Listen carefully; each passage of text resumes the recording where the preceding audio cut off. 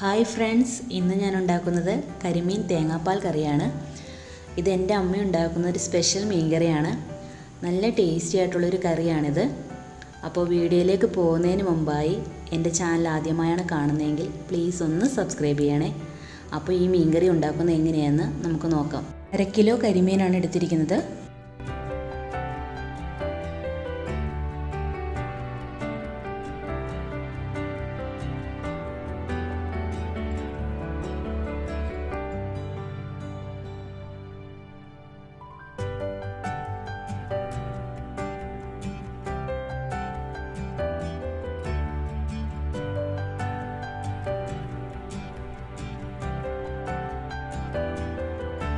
ആദ്യമായി മൺചട്ടി അടുപ്പിൽ വെച്ച് ചൂടായി കഴിയുമ്പോൾ എണ്ണ ഒഴിച്ചു കൊടുക്കാം.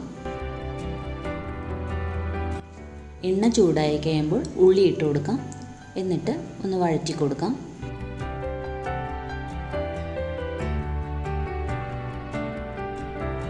ഉള്ളി ചെറുതായി ഒന്ന് വഴന്നു വരുമ്പോൾ പച്ചമുളകും ഇഞ്ചിയും ചേർത്ത് കൊടുക്കാം. എന്നിട്ട് നന്നായി വഴറ്റി കൊടുക്കാം.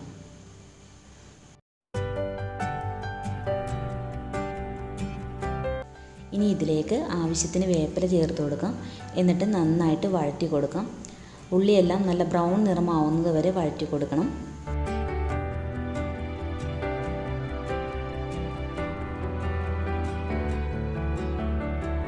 ഇപ്പോൾ ഉള്ളിയെല്ലാം നന്നായിട്ട് മുരിഞ്ഞു വന്നിട്ടുണ്ട്. ഈ ടൈമിൽ മുളക് പൊടിയും മഞ്ഞൾപ്പൊടിയും ചേർത്ത് കൊടുക്കാം.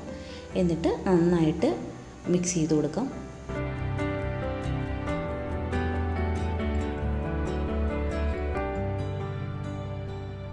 പൊടികളെല്ലാം നന്നായി മൂത്ത് വന്നിട്ടുണ്ട്. ഈ ടൈമിൽ നമുക്ക് തക്കാളി ചേർത്ത് കൊടുക്കാം. തക്കാളി ചേർത്തിട്ട് നന്നായിട്ട് വഴറ്റി കൊടുക്കണം. തക്കാളി ചെറുതായി ഒന്ന് വഴന്നു വരുമ്പോൾ തവി വെച്ച് ഇതുപോലെ ഒന്ന് ഉടച്ചു കൊടുക്കാം. അപ്പോൾ തക്കാളിയും മസാലയുമായിട്ട് നന്നായിട്ട് മിക്സായി വരും.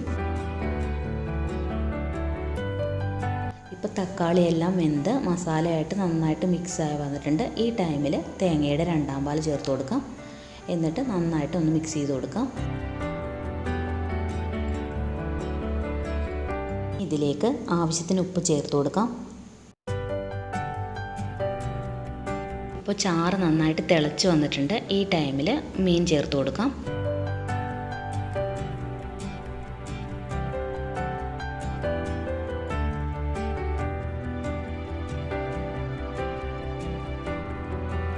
മൂടി വെച്ച് ലോ ഫ്ലെയിമിൽ 15 മിനിറ്റ് വേവിച്ചെടുക്കാം.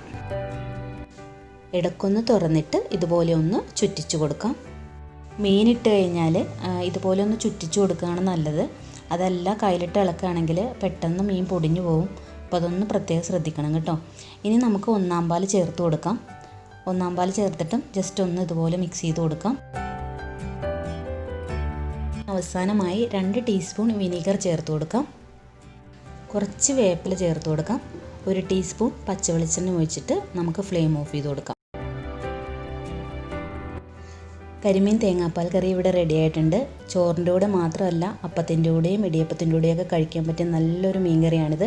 അപ്പോൾ ഇതെല്ലാവരും ഒന്ന് ട്രൈ ചെയ്ത് നോക്കണം. ട്രൈ ചെയ്ത് നോക്കിയിട്ട് ഫീഡ്ബാക്ക് എന്നെ കമൻസിൽ അറിയിക്കണം. അതുപോലെ എപ്പോഴും പറയുന്ന പോലെ ലൈക്ക് ചെയ്യാനും ഷെയർ ചെയ്യാനും സബ്സ്ക്രൈബ് ചെയ്യാനും മറക്കരുത്.